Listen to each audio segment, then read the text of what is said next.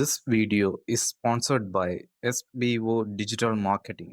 Join SBO Digital Marketing, your work from home opportunity. It's a mobile based part time job ideal for students, homemakers, and job seekers. Make the most of your free time. No fixed hours.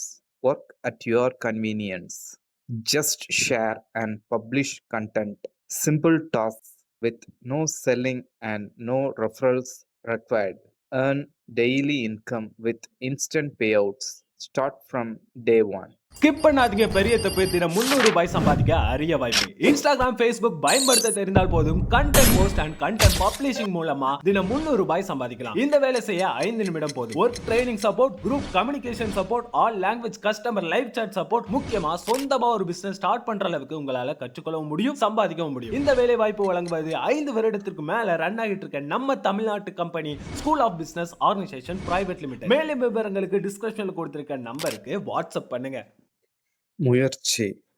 உலகில் உள்ள பெரிய பெரிய நாடுகள் எல்லாம் தங்கள் நாட்டுக்கு அருகில் உள்ள குட்டி குட்டி தீவுகள் மீது போர் தொடுத்து அவற்றை ஆக்கிரமிக்க தொடங்கிய காலகட்டம்.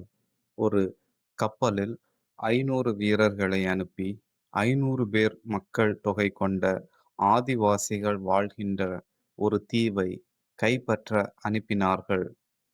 கப்பல் தீவை சென்றடைந்தது. சில நாட்களில் திரும்பி வந்தது. 500 வீரர்களும் கை கால் உடைந்த நிலையில் தோற்றுப்போய் திரும்பி வந்தார்கள். ஆதிவாசிகள் பின்னி எடுத்து விட்டார்கள். அடுத்த நாள் 1000 வீரர்களை கப்பலில் அனுப்பினார்கள். 1000 வீரர்களும் கைகால் இழந்த நிலையில் பயந்து ஓடி வந்தார்கள்.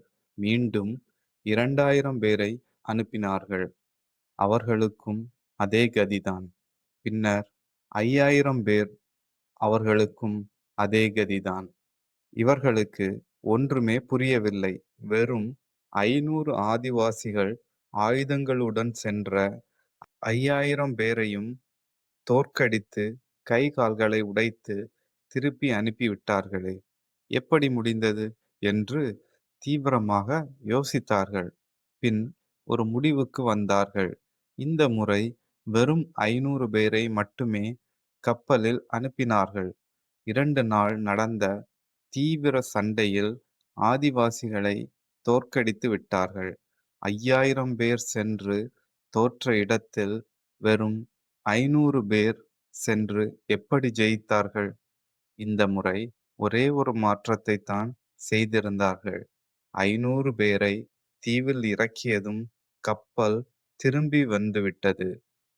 இனிமேல் இந்த தீவில் இருந்து தப்பி செல்ல முடியாது. உயிருடன் வாழ வேண்டும் என்றால் தீவை கைப்பற்றியே ஆக வேண்டும்.